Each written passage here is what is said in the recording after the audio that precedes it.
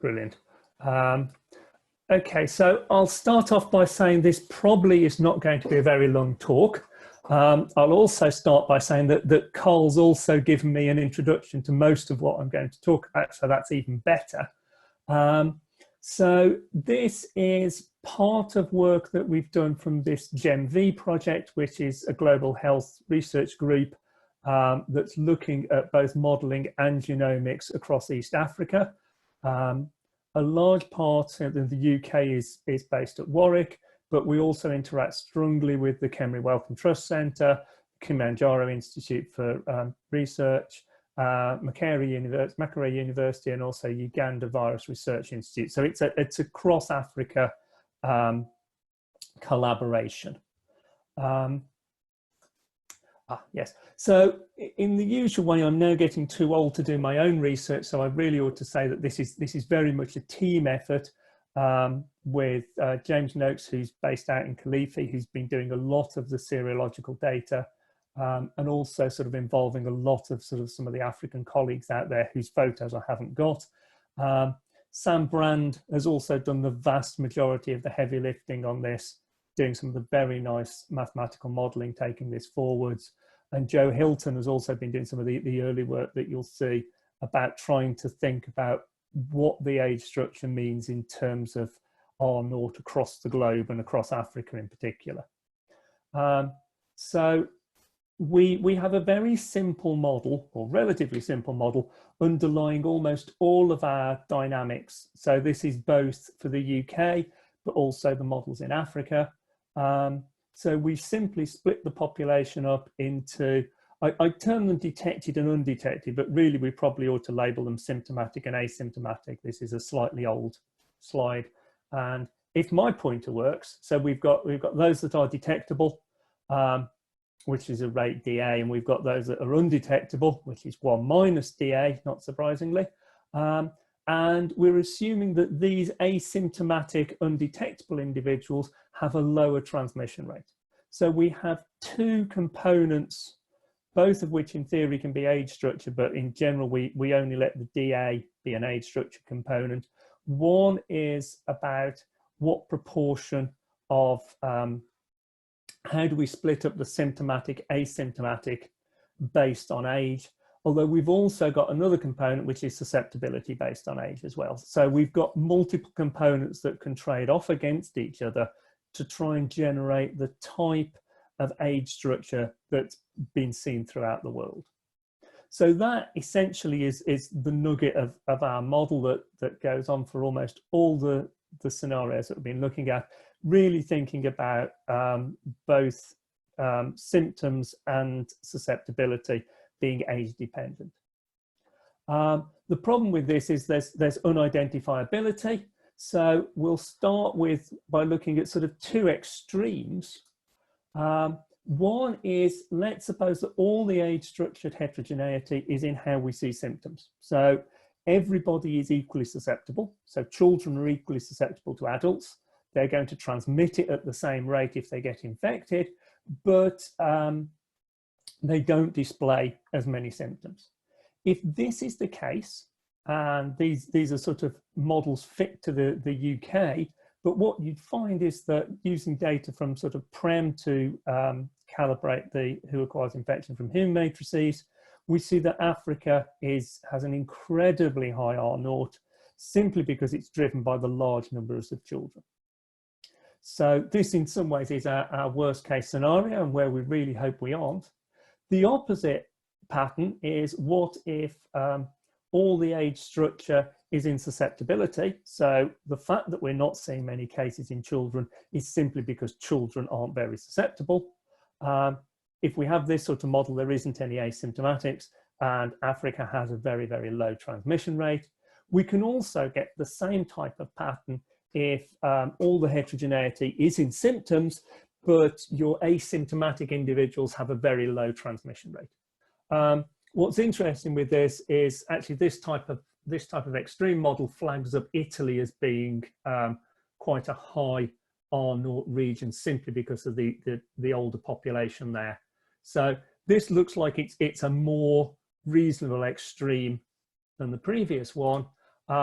Our current best estimates for the UK is that it's a mixture of heterogeneities based slightly more towards symptoms than susceptibility, and a relatively low transmission rate of asymptomatics, in which case our world view becomes much more muted and flattened, with everywhere having R noughts of round about 2 to 3. And by the time we get to this sort of scale, it's going to be very, very difficult to actually pin down exact values, because there's just going to be too many inaccuracies in how we sort of measure the who acquires infection from whom matrices. So this was sort of our starting point for some of the Kenyan work and work we did very early on. When we started thinking about Kenya, we realized that we couldn't treat the country as just one homogeneous blob. There's an awful lot of structure there. So in the same way as we're structuring UK populations into regions, we also structure Kenya into lots of counties. What you'll notice is that the counties are very different in size, really due to the different scales of the population that we're looking at. So huge numbers of small counties clustered basically around Nairobi, and as you move further east and north, the counties become much larger in scale. So when we develop the model, so I'm trying to get to the next slide. Oh, my thing's just quit on me. I won't ask what happened there. It bounced on me. I think that's because people are pinging me with various emails and it's trying to get to other bits of my computer. Okay, thank you. So if I can, will it stop? So I'll hopefully carry on.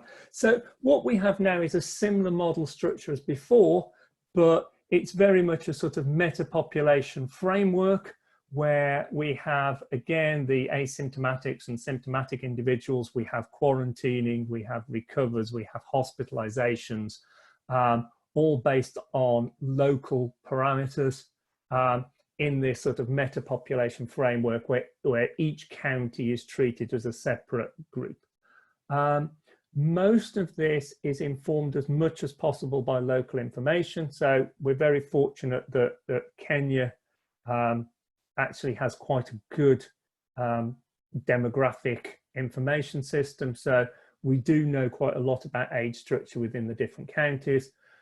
We can also, to some extent, use data from both Safaricom and also some more recent information on movements of individuals. So we've got some understanding of how the patterns of interaction between these different counties have moved forwards in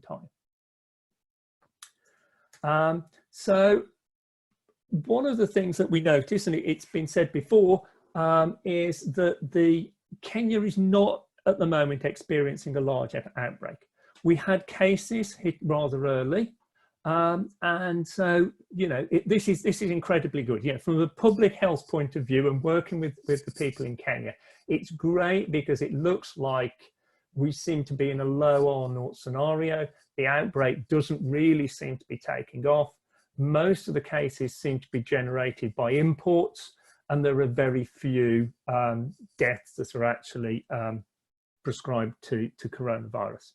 So that's great. From a modeling point of view, it's really, really problematic because it's almost impossible to fit very detailed models to almost no data whatsoever. Sam, who's been working on this tirelessly, as well as trying to look after a little one, has been doing some very, very nice statistical MCMC fitting, but when you've got limited data, there's not much you can say. Our best prediction still can't statistically dismiss the fact that R0 is bigger than 1. So we could actually be in a scenario where the outbreaks could still take off despite the restrictions that have already been put in place.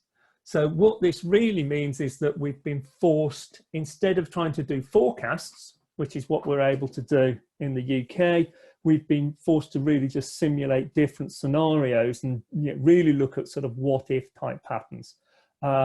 But fortunately, this is a lot of what the local government is primarily interested in. So we've moved from a situation so we can model an uncontrolled outbreak. We can move to social distancing, where there has been a few surveys done in Kenya which have given us some idea of maybe what's changed with the population. So schools have been closed, so that's easy. That just switches off the school contacts. We think there's about 25% less work going on, about 75% reduction in other sort of interactions, but this probably means there's been an increase in the home-to-home contacts. And then finally, we've also roped in sort of case isolation, where if individuals are diagnosed, they should self-isolate. So really, we've mimicked the government policy of both social distancing and case isolation, and this has had a large impact on the who acquires infection from whom matrix, really dropping down the amount of interaction between both children and adults. And we're only really seeing strong interactions between children due to the home environment. Also in line with government policy, we've reduced the movement between specific counties. So a lot of the movements in and out of the Nairobi area have been banned. So we can also sort of wrap that up into our simulations. And again, unfortunately, we return to this idea that we don't really know what's driving the age-structured distribution of cases, whether this is symptoms or susceptibility. To really break this down into a single parameter, we've assumed that we're fitting by varying symptoms and then allow ourselves to change the relative rate of transmission from asymptomatics. So we can go from sort of 0, which is in blue, to the 100% transmission from asymptomatics, which is the strange yellowy colour. What that does is it gives us very different types of outbreak predictions for an uncontrolled situation. And we see here that sort of the 0 transmission from asymptomatics seems to be an outlier. So if we were lucky enough to be in that situation, and this is really governed by the underlying biology that we still don't really know, we'd expect a smaller, slower outbreak than if we were in almost any of the other situations where there's a small amount of transmission or a large amount of transmission from asymptomatic individuals. So finally, just to sort of show some of our scenarios in a little bit of detail, I'm going to go through just fairly quickly with this because they are just a set of sort of snapshots, if you like, of what could potentially happen. So we're looking at Nairobi in the top left. What you'll notice is that we probably, even in an uncontrolled situation, there's probably sufficient hospital bed capacity, but there's unlikely to be sufficient ICU capacity, so we could really be in a very difficult situation there. And we'd have large numbers of deaths in almost all the counties. If we move to a situation where we have social distancing together with lockdown, well, short-term lockdown, but then releasing the lockdown in, well, almost now, sort of mid-May, what we notice is this generally leads to a very slow, controlled outbreak. We're talking only a few cases by the end of December and probably not that many. So what this is good for showing, and what we're trying to sort of push to the Ministry of Health, is that actually, you know, social distancing, great, lockdown, probably not having any impact. And this sort of really echoes some of the work from John Edmonds and other people back when we were looking at pandemic flu and beforehand, that actually you only need a small amount of mixing to start outbreaks, and really any sort of movement control has to be incredibly tight for it to be effective. So I think the movement controls aren't really doing anything. Reopening schools potentially could have a problem. I mean, this is getting into really uncertain territory here. It's just on the threshold of pushing on 0 above 1, but that really does depend on which scenario we're in and how much transmission we think there is from asymptomatic individuals. And not surprisingly, opening schools a bit later just pushes things later into the system. So I'd just like to sort of do a quick conclusions from all this. So despite of all the data that's being gathered at the moment, we still don't really understand what's driving the age distribution of cases. You may notice these pyramids from the last talk. I think I'm glad we're all sort of taking them from the same place.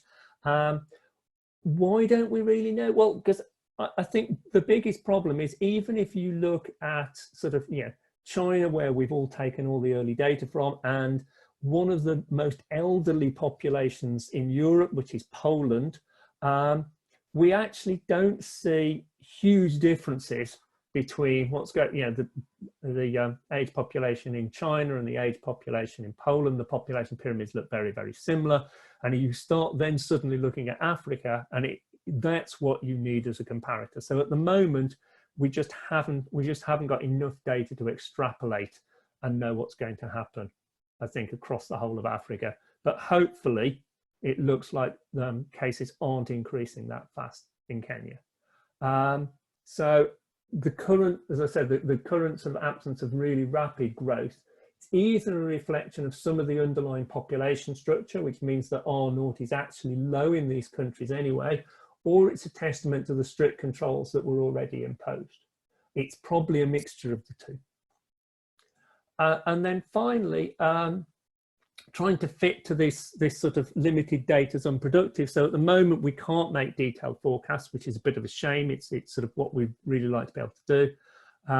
However, we have done quite a lot of scenario modelling, which fortunately is feeding into some of the government planning now, which suggests that social distance is having a major impact on the epidemic in Kenya.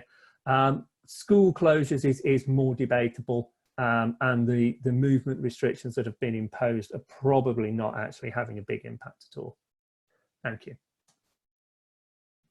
Thanks very much, Matt. That's great. If people want to put their hands up if they have a question. You also mentioned, Matt, the Prem et al. Synthetic disease, but I mean, in Kenya, there's some lovely RSV studies, contact studies. I mean, are you able to use those?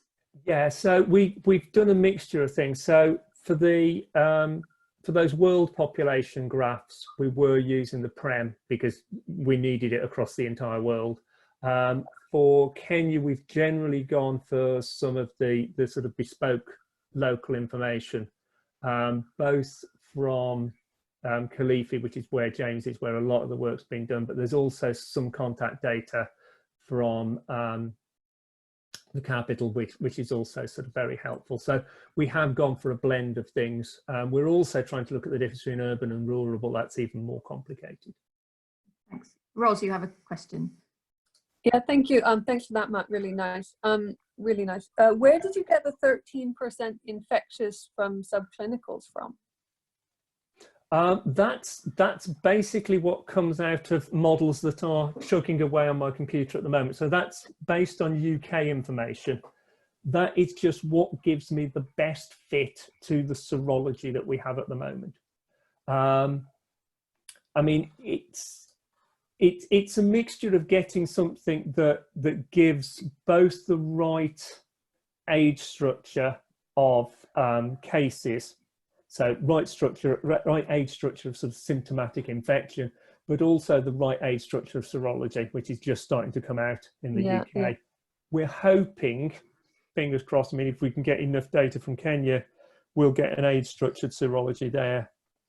So the Kenya Wellcome Centre is doing a lot of the serology for Kenya. So hopefully that will give us the sort of the other extreme to balance these predictions, because at the moment, yeah, predicting this from one set of data points in the UK is a little bit problematic. Yeah, it's tricky, but no, that's really interesting because we've also been fitting the age specific susceptibility and age specific showing symptoms, but couldn't identify this infectiousness parameter. So it's really interesting to hear that you've got an estimate from that, and also what data it took to get it. So. Yeah, a lot, and I wouldn't put huge confidence in it yet. Well, what are the confidence intervals on it, or the credible interval? There's... I'll leave that for you, Matt, to look up and put in the chat. Yeah. Lorenzo asks his question. Hi, thank you very much, Matt. That was amazing. Just one question. As you know, I've been a strong advocate of acting early. as early as possible to prevent disasters. But one of the criticisms I've received in that sense is that in many cases, early action is not necessarily going to be effective in Africa because of the particular structure where you have maybe larger households with multiple generations in the same household. So I was wondering whether you can comment a little bit on that. Maybe Kenya is different from other regions, but you probably have a much better understanding of what the Kenya household structure is. Okay, the Kenyan household structure is complicated, as far as I know, and I'm not talking from that much experience, but talking to the experts. So as you move into the rural areas, yes, you have got these large sort of household homesteads where there's multiple families that all sort of share cooking resources. But as you move to somewhere like Nairobi, there's not much difference to what you'd see in the UK in terms of household sizes. They're fairly comparable. So there is this gradation across the country, which I think makes it more complicated. Thanks very much, Matt.